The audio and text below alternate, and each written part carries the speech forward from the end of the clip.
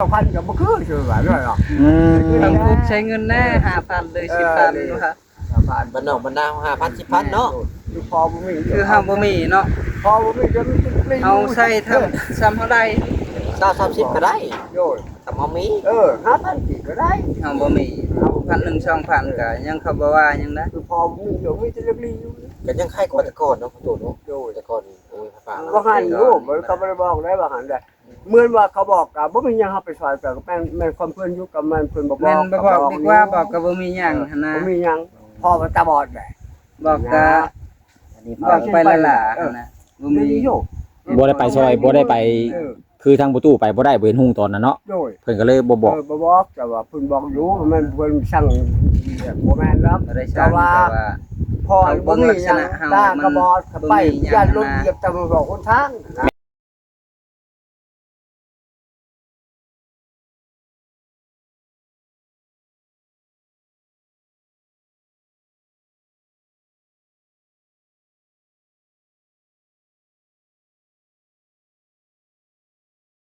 แม่นไปลำบากมาลำบากยากกันทางไปทางมาตะกี้น่ะ เจ้าตาแจกเขาก็บอกแล้วว่านั้นก็ให้ดูให้แจกอยู่เว้ยได้เงินเพิ่นก็ถูกเพิ่นให้เพิ่นร่ำรวยเพิ่นก็รับได้เงินหมื่นนั่นถึงได้เงินแสนโลดถูกมากอ่ะแห้งตลอดปลอดภัยไปเงินถึงใจอยู่ดีมีแห้งคือพกโตแล้วลูก ถึง คน เด็ก เด้ ถึงเด็กพี่น้องต้องเอาถึงเด็ก คือชื่ออยู่บ่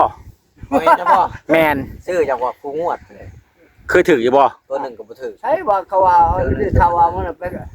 เอาประกอบรถเขาอับเบาหันเพราะว่า บ่าวจิตบ่าวตา เพราะว่ามันได้ คู่กรณีได้ฮอด20กว่าล้านพุ่นน่ะถึง200,000 ผู้นั้นก็เล่ากับบริษัทนาก็ได้เนาะมันถึงคนละฝ่ายจ้ะ ลาวนั่นช่วยพร้อมเฮงนํโอ้ว่ะขนาดลาวน่ะ สรุปแล้วก็เอาเงินส่วนนั้นมาเสียให้บ่จิตเนาะ แม่น โตละคือจะมีค่อยแล้วว่าเพิ่นมาใช้ได้ว่ากินซีซันละหน่วย ยังเบิ่งติดตามเบิ่ง YouTube นะเห็นเมียเราให้อยู่แล้วว่า นี่ละให้ บ่จิต ของแนวแบบซนแล้วก็หนีนะว่าห แต่ว่า นี เขาพบน้องเขาไล่ พบ ท่านอยู่ซีโน่บ่ได้ยินเขา ท่านอยู่ทางแยกเข้าบ้าน ทางเข้าอีก สิเดือนเนาะ แม่ทางแยกเข้าบันเดือ เขาอยู่มาบาดเลยเนาะ เขาเล่นเขามาเมืองไปได้ เขาคิดว่าเขาสิจอดเนาะแต่จริงเขาบ่ได้จอดเขาแล่นไปเลยเนาะ แม่ แบบ ชนแล้วเขาไปเลย มัน นะ มั่วเลยเนาะมันมั่วเลยเขา เขารับผิดชอบอยู่แล้ว ตอนนั้นเราว่าค่อยคิดยังบ่ออกเลยนะว่าสิโทรหาเพิ่นนั้นเพิ่นนี่ก็บ่ฮู้จักหยังเลยว่าคิดบ่ออกเลย ตกใจ มันแบบว่ามัน มันหูดับเด้ มันแบบว่าแบบเฮาตั้งรักบ่ทันเฮาตั้งสติบ่ได้เนาะมันคิดหยังบ่ออกได้ช่วงน่ะมันกำลังชุลมุนนะสติเฮามันบ่อยากอยู่กับมันว่าที่แหละ ขาดสติเลยเนาะ แม่น เป็นตามือตามัวเลยได้ เรากับมันจิตนาจิตตำเนาะเห็นนั้นมันผ่านมาคันว่าจิตนาหันบ่มีเงินใส่กันนะ เห็นได้ เราจิตนาเลยเรา เนี่ยมันผิดพลาดเห็นได้เนาะ ไปเสียหายเลยมึงดีใจมึงลุงครูอ้าว ลามาเสียวานนี่ โดย ตะกี้ว่าสิมาคันว่าบ่ได้สิมาครอบเมื่อขายกล้วยก่อนแล้วอ่ะว่าสิได้ขายกล้วยแล้วรถไปซื้อเลข น่ะ ซื้อเลข ชื่อสับ ถือปอง164บ่ น่ะ 200,000จักสิมันจักล้าน มันหน่อยจุบรถเลยเนาะ 50,000นั่น4ล้าน อันนี้200,000จักสิมันจักล้าน เราจกเงินเราใส่ 2,000 บาทได้เงิน ยังบ่พอ น้องบ่จิตบอกเมื่อวานนี่ พอยังบ่พอฮะ ยังบ่พอ 2,000 บาท 25,000 บาทเด้ค่าแปลงรถบ่หรือค่าอิหยังนี่แหละ คือพอนี่แล้วเนาะ แล้วแหละคือเฮานี่ก็ดี คนบ่ซื้อเลขนี่ คนที่เจ้าคณะเลยทางนี้แล้ว คันบอกเป็นโตมาสิยังบ่กล้าซื้อ โดย ปอกละพันกีบยังซื้อกับบ่ซื้อดอกหลายคือหมู่นี่อันน่ะ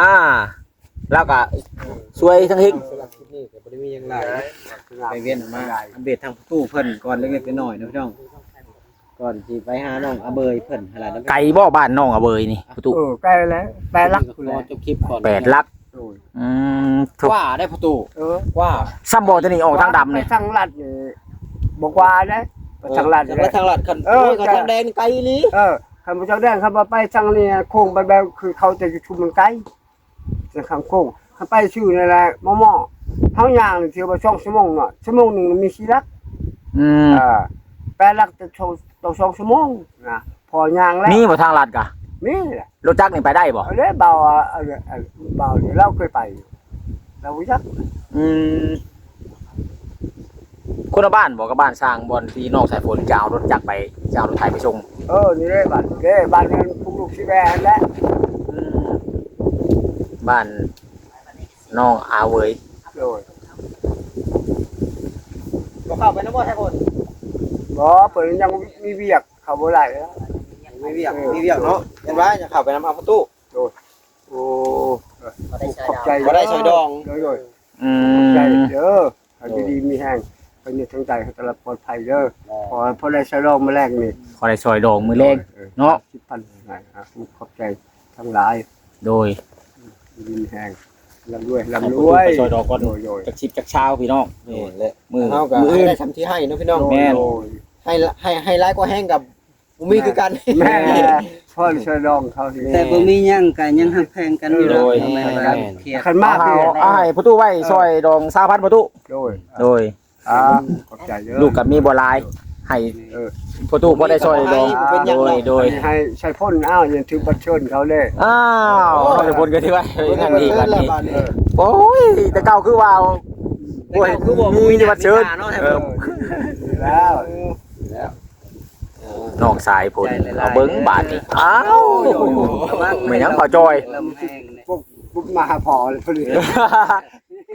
สิแลนมาพีแล้วนะ เฮ้ยมันอยากแล่นไปหาสัญญาณต้นหมากแดงดำต้นกระเดาพุ่นบ่ แม่นและบนลงสัญญาณบ่แอนได้น่ะ ถูก หลักเครือข่ายกันนะ รักเครือข่ายรักษาอากาศเพิ่นนะมีหม่องเดียวนั่น พวกลูกก็ เขา ชื่อ ตอกเอาไว้น้ำกวดน้ำนี่แหละเขาตัดเลยคือตอกไว้ เอาไว้ ชอบ หัน กัน แล้ว แล้วลมให้ชำใดก็บ่ตก อืม นี่ไผขึ้นฮะ บ่พรก็คือ เพราะว่าขึ้นเทิงผู้ ขึ้นได้เซบ่ว่าพรคนโตใหญ่ๆนะ ได้ ได้แล้วประวัติบ่แอนเฮ็ดอัน เฮ็ดบันไดขึ้น โอ้แม่นและมีนากายขึ้นเดี๋ยวว่าปีนขึ้นเลยนะ ผมบอกจักว่าชักลูกพกจักว่าเอาสุนมาว่าสิยิงเลยบ่คนว่าก็เลยว่าเอาหวานหนกว่าเอาสุนยิง เรา เอา พอได้ ค ขึ้ น นได้เนาะ เก่งไงดีว่าพรเนาะขึ้นต้นกระเดาผู้พี่น้องเอ้ยขึ้นไปลงคลิปบ่ธรรมดาเด้ ลำบากจะได้บ่นอยู่ลงคลิป แม่น ต้องใช้ผลบ่แม่นสิได้ง่ายๆเด้ อยู่บนอยู่พุ่นบ่มีนะอยู่พุ่น เพื่อจะให้ FC เบิ่งคลิปหนึงโอ้ย ปีนต้นไม้ มีต้นไม้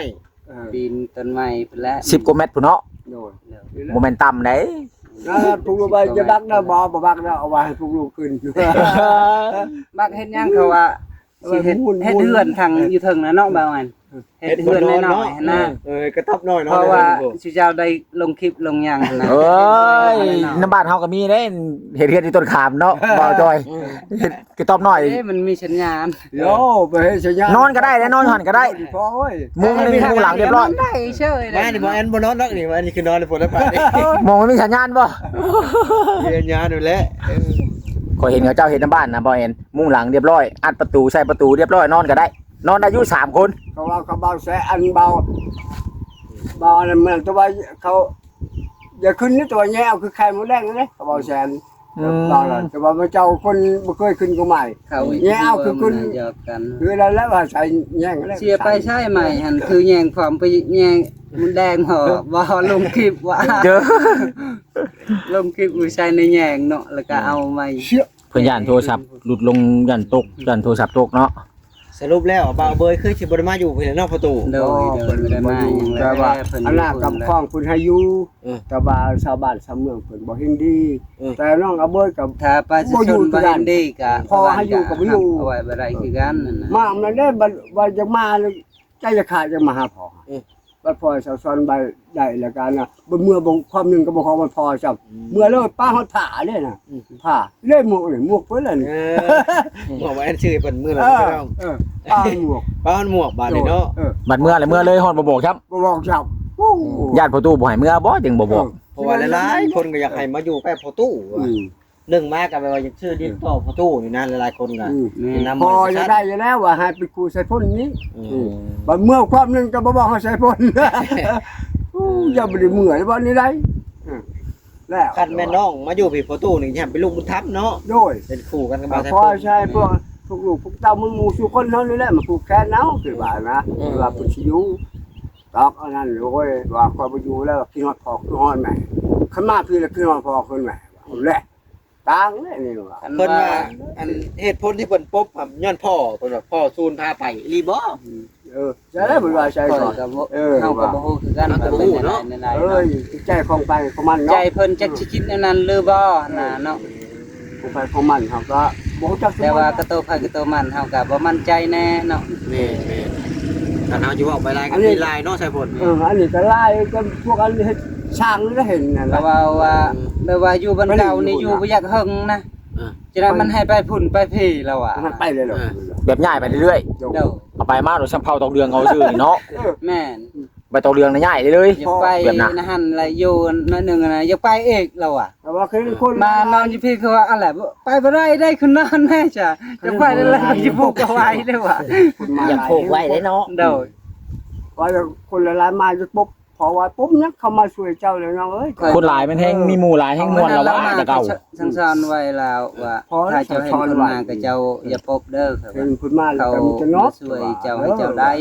ให้คือบ้านคือเมืองคือกันเขาว่า โดยเป็นผู้เจ้าขอสัง มั สาน ร เขา ไว้ สิ แล้ ไป ว จับเจ้า แม่นแหละ ใครสิจับเจ้าเถอะวะเพื่อนสิไปช่วยเจ้าให้ได้เฮือนได้ชาติคือบ้านคือเมืองว่าจะไปหาหลักให้มาให้ชั้นแหละ สนับสนุนให้เจ้ามีอยู่มีกินแล้วเจ้ายังสิปกไปหันไปนี่ แม่น คันมาอยู่ใกล้ประตูนี่ เจ้าพังหรือ เราสิค่อยบอกค่อยสอนนี่สิคักอยู่เนาะ เดียวนี่แหละเขาว่า ลูกชายคอยนี่คอยสอนยังล่ะ แต่ก่อนไทยพลเฮ็ดเพียงสิเป็นเนาะ เป็นให้กินก็บ่เป็น ตามมึงก็ วันนี้เป็นมื้อน่ะเด้หยังก็ได้ พอบ่ จักซ้ำได้แล้วบ่าวใส่อันน้องสายพลคันหนึงเข้ายังเอาตัวนั้นลงทะลุมเดี๋ยวที่เอาคือถึงบ่สิ แม่นอันนั้นมื้อนั้นลืมเขาไปทวงเอาล่ะวันนั้นน่ะอันนั้นไปเชียร์มาลงเพิ่นมากนมาหนึ่ง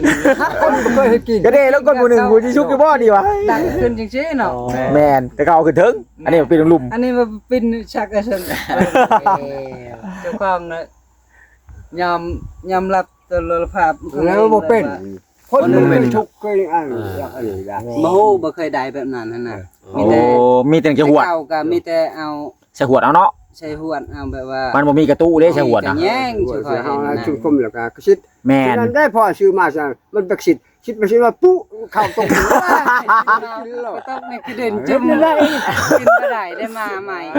ชิดไปชิดมาก็ปุ๊ดตกออกจากหวด โดยเพราะว่า โอ้ยเนาะ จริงๆคือเก่ามัน ลูกเอ้ย แต่จริงเนาะ เฮ็ด ถ้ากันนิ่งใช้อันนั้นข้างหน้าเนาะมันเจ้าของว่า มันแย่งเอาแล้ว สิปึ๊ด ปุดแล้ว สิปึ๊ดบาดนึงบาด2ตกปูรถ แม่ โอ้ยใกล้จะได้กินแล้วบัดมันมาใหม่อีก ก็ บัด บ่ได้กินชาบว่า ฟันเอากลางดิอยากกินข้าว บ้านจะปิดกันนี่หิวข้าว เอามาตีกันยอดเนาะ เด้อแล้วก็หิวข้าว โยใกล้จะได้กินเนาะบัดมาให้โต๊ะกินดินเพื่อจะมาใหม่บัดนี้ ให้วิทย์เฉยว่า เพราะว่าคอยเห็นฉันเด้อเพราะว่าคันบ่เป็นแล้วพอสิชลิดให้พอเปลือมาบ่ได้คมนึงได้ซั่นแหละมาเลยชลิดมันบ่ออกเด้อบิเนาะ ปืนปากซองแห้งๆบัดนี้ ปูตายเลยว่านี่แหละ บ่ได้กินข้าว มันก็บ่แตกโคบแล้วว่าโต๊ะกินดิน โอ้ มาให้หมู่และ อยากกินละ หมู่มากินเฮ็ดยังบ่ได้ยังมันตกเลย มันตกใส่ดินเนี่ยเนาะ อันนี้ก็พ่อซ้อนๆให้กับเบาอันนั้นแหละก็เบาหลายคนแล้วบอกเพิ่น เฮาก็คอยเฮียนคอยเฮ็ดเบิ่งหมู่ไปน้ำแน่ใดเฮาบ่เป็นก็ถามเพิ่นไปน้ำมันก็เป็นอย่างมันแหละบ่มีไผดอกสิเป็นแต่เกิดนะเฮาก็เฮ็ดฮู้ไปน้ำนี่แหละบ่ ต้องมีบันผิดบันถึง แม่นเฮาบ่เคยเฮ็ดตัวใดเฮาบ่เป็นเฮาก็ถามเพิ่นเฮาญาติมันผิดน่ะนะ แม่น ก่อนเฮาสิเป็นก็ ไผสิเป็นมาแต่เกิดเนาะก็ต้อง โอ้ยว้าวคือกันนั่นแหล้ว ว่าแล้ว แต่หลายคนก็อยากให้พวกเฮานี่รวมตัวกันเรื่องน้องอเบยว่าเว้ากันกับนายบ้านกันเว้ากันได้เนาะประตูเพิ่นบ่ฮับเนาะ พอ แต่ว่ายันว่าสิเจ้าว่า พอบ่อยากชนนึงนี่ยาละ ยา แล้ แล้ว ว ยังจะว่าบ่อยาก กระเทินว่าเพิ่นว่าใน เอ นั้ อน มาพี่ก็บ่อยู่แหละ ไม่อยากรบกวนเพิ่นไรครั้ง มันยาเพิ่นอยู่ ยังบ่ทันใจอยู่พุ่นก็อยู่เนาะ โดยอยู่ว่าพอบอกเขาแล้วแบบนั้น ในบ้านชื่อว่า ในบ้านเว้าอีกเนาะเพราะว่าทั้งหลายคนก็แนะนำให้มาพี่หนึ่งมาการไปกันมาสะดวกของอันผู้ที่เข้าไปช่วยนี่แหละ พ่อก็ดีใจนะคือว่ามันสิมาอยู่น่ะ ไกลกั เก่าน ก็ดีใจและคิดว่าสิได้อยู่ ว่าวุ้นพอบ่อยู่แล้วว่าที่ว่าพ่อแม่ รว ขอ มกันแล้วก็ว่าบ่ฮับแล้ว แล้วไป ถ้ามันเองก็บ่อยู่ แต่ถ้าเพิ่นเองก็เพิ่นว่า มันบ่อยู่ บ่อยู่หั่นน่ะเพิ่นตัดสินใจเองแล้วมื้อนั้นว่า บ่อยู่เนาะ ในใดก็สิอยู่ตามเพื่อนเองเฮ็ดนั่นแหละว่ะ เอาล่ะ ตาม นั่น บ่มกม่วงตาม มา แคมให้นาหั่นแหละว่ะให้เขาปลูกให้กระทบหน่อยนะ เนาะผักน้ำมาให้พร้อมนั่นประกังตัวนึง ญาติปลุกให้ก็ญาติเราบ่อยากอยู่ญาติเราไปอยู่แบบไป ก็ แบบ ยังว่าบ่ได้ ไปเรื่อยๆคือเว้านี่เนาะ แต่ว่า จิตใจของเราจะเป็นอะไรก็บ่จักตัว คือเพิ่นปลูกนี่เพิ่นซื้อดินแล้วบ่จักปลูกหรือว่าจังไดคันบ่ซื้อดินเพิ่นสิให้ปลูกบ่ ก็ให้อยู่แล้วเนาะเพราะว่า ยินสุขาวบ่ เราก็เคยอยู่นานเด้ อยู่ชั่วคราวก็ต้องได้รับอนุญาตจากเจ้าของดินก่อน แม่นต้องให้อนุญาตเจ้าของ แม่น แม่นนั่น คันบ่ได้รับอนุญาตนี่ แต่เก่าก็ยัง เพิ่นเว้าในใดก็ เพิ่นได้นั่น ผิดเพิ่นได้ พออยู่นำเพิ่นเนาะใช่เพิ่น ขออยู่นำ พอว่าหันกับเพิ่นให้อยู่บ่หัน ขออยู่ชั่วคราวเนาะสามไปมาหาได้มีไม้มีมือ ของเฮาเองแล้วสบายเนาะ พิ่ชื่อหายเลย ถ้าเป็นดินเป็นดอนเฮาเองก็มันสิสะดวกสบายไปมันนะ แม่นสบาย เพิ่นก็ชื่อให้ดอกคันว่าเฮ็ดดีทำดี ผู้ใหญ่ใจดีเพิ่นก็คิดเห็นอยู่เนาะเฮาบ่มี เออนี่ก็เรื่องข่าวว่ารถได้ผู้ชื่อซ่อนทรัพย์แหละ รถเทพได้ก็ชื่อให้รถเทพแล้วก็โทรศัพท์หน่อยนึง อยู่บ่สกุลนี่ น้องเอาเว้ยนะ โดย เรื่องข่าวชื่อ บัดนี้สิบ่ได้นอนอีกแล้วในเครืออาจารย์บัดนี้เนาะ โดย แม่นแล้ว เป็นห่วงน้องเพิ่นอยู่เด้ทั้งเทื่อนอนหลับ กิ่งลง กิ่งตกลงหั่นสิเจ็บบ่ประตู บอกกูมือเลยแต่ว่าตกอันนั้นก็แล้วเรา ยันไปเลยเนาะ ยันไปเล เล่ ย นแข้งหักขาหักนี่ก็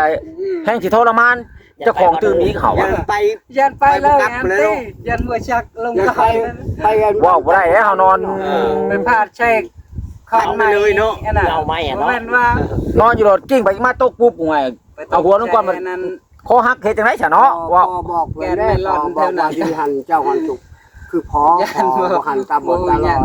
เขามาช่วยแล้วก็พออยู่ดีมีแห้งคือคู่มือนี่พอแหละไอ้เพิ่นช่วยลูกเอ้ยว่าเจ้าอยู่ไปใช้เด้อพอบอกหันให้เจ้าไปอยู่นำพอหันนะโดยว่าเจ้าปุ๊บแม่ปุ๊บลังว่าคุณบอกคนมาลาขยันก็ปุ๊บเขาบอกแต่ว่าเป็นอย่างบอกเขาอยากปุ๊บ เขาบ่อยากไปทั้งหมดแล้วว่ามันเป็นในใจยังให้ไปแล้วอ่ะ พอคือว่าไปอยู่แล้ว เป็นในใจ ว่าจักได้ได้ จะไปมันเมื่อความลึกก็ บ่ มัน บ่ได้ก็เลยฮู้กันนะ ป้าหอดถามงวกก็มันป้า ว่าคือมื้อนั้นแหละไอ้สิมื้อนั้นก็พาก็ปะบัดตอนนั้นมาว่าบ่ได้ปะ ไม่ใช่ผ่าพาเล่นเพื่อนอยู่นี่พาเพื่อนเอาเร็วเอาเลย อยู่ไหนเด้อ เอาพาเพื่อนนี่ก็ได้แล้ว ให้เบาแอนเอาไปให้น้องเบิร์ หมูนี่ก็พักเอามือให้มัน บ่เพิ่นมี2ยันติ บอกจะให้พ่อที่เลิกบอกเพื่อนเลิกว่าว่าพ่อว่าเลิกบอกเพื่อนได้เอาจะผ่าแล้วยันมันเอาผ่าขย่านะ หนาวครับเนาะ โดย ลมอู้ครับ มี2อันบ่แม่นชื่อไปให้อยู่มื้อน่ะ มาพี่ เล็ก มาพี่ให้เพื่อนเบิ่ง ผ้ากับผ้าเพิ่นบ่ ผ่าเพื่อนเมื่อเลยว่าชิบอยู่น้ำพอมนั่นไปจากเมื่อแล้วป้าหอดผ่ากับหมวกนี้แล้วเมื่อแล้วว่าได้หมวก2อันแหละพอข้อตัวนี้บอกเพื่อนได้เลยผ้านี่ให้ทุกลูกชงให้เพื่อนแล้วเด้อจะมายืมผ้าเขานะจะนั้นเขาจิตี้ย้อนผ้าตัวนี้ก็พูดนึง ไปค่ายผ้าเขาอีกแล้ว จะนั้นเขาไปค่ายผ้าพอเก็บเอาไว้ ผ้านึงใส่ผ้าไปซื้อซุมบ่ลาบเพิ่นเอาไปซักอยู่ว่าจังได๋ บ่จักบ่ประมาณก็อันนี้ แม่นน้องเก่าเลยเนาะ เนี่ยเรื่องมันจะหัก แม่น ผ้าอันคนในบ้าน ยันยืมครับ ตีมาครับไปกับจอดไม้นะย่านมันจังหมันนะครับแล้วมีหอยมันแตกเลย อันนี้ผ้าประตู มาอ่านชีไปชงรถกันได้บัดนี้ยันเขาเชียไปพุ่นใช่ไหม โดย ให้ไปสะพนไปส่งรถก่อน โอเค ไกลเติบบ่นี่ฮะ หลักป้ายนะในบ้านที่มีรถบ้านที่มีรถ ต้องจากตรงนี้ ย่านเพิ่นอยากใช้เนาะรถกะบางเทื่อเพิ่นมีทางไปก็มีได้บอก นี่ก็ สบายดีน้องชา โดยสบายดีเด้อน้องชายพลเด้อโดย นี่แหละเอาเด้อ ตู้พี่น้องเอ้ย ประตูให้มันจบก่อนเนาะพี่น้องหลังจากนั้นก็และ ไป เข้าไปบ้าน พบหน้าพ่อตากันอยู่บ้านน้องเอาเว้ยเนาะ เป็นจังไดกัน ได้เปิดจะขับรถประตู ไปทางลัดมันยาก ใช่ พี่ชายลาย ไม่ใช่ไปตับคอยไปตรงนี้ไปจนมันโค้ง แล้วก็ไกลอีหลีนะ ไปจนไปหาลุงหมดไปหาลุงหมดไปหาผู้หอมบ้านแฉลง และโอ้ เอาแฉลงจะโค้งเข่า ไกลไปบุญเนาะ ไกลแห้งนี้แบบ เอาไปทางนี้ฮัน สำเมืองพระลานบุญเนาะ รับหมดแล้ว อ๋อ30ลักพี่น้องเอ้ย มันจะไปเมืองแต่ว่า ถึงอยู่หนทางแต่ว่ามันจะบ่แวะไปบนทางน้อยไปตามบนทางน้อยลัดใส่ห้วยตัวนั้นก็ขึ้นบ้านเลย จักทางบ่ได้แล้ว ไก่ ไกลดิทางเบาเห็นเบานี่ ก็ว่าใช่แล้วก็ว่าคดีชายร้ายแหละไปทางคดีโน่น ไปทางแดงไปแล้ว ไปทางแดงดีกว่า ดินทรายหลายยาวไปตลอดบ่ ทางนั้นเป็นของแล้ว ได้บ่รักหนึ่งดินทรายน่ะ ว่า แต่ทางแหว จะ ก ฮอดบ้านจะฮอดบ้าน โอ้ ขั้นพอไปแล้วมันคือตาพอยังดีก่อนยันเจ็บหลงตากระบอกพออีฟ้าไปลัดตัวนี้นี่ลัดตกไปฮอดบ้านเลยผู้เดียวได้จับ ดูระหว่างย่างนี่ชั่วโมงหนึง 2 ชั่วโมง 2 ชั่วโมง 2 ชั่วโมงก็ไปลัด หลายคนไป เนาะ ใส่สมควรทางเบาเนาะ ไป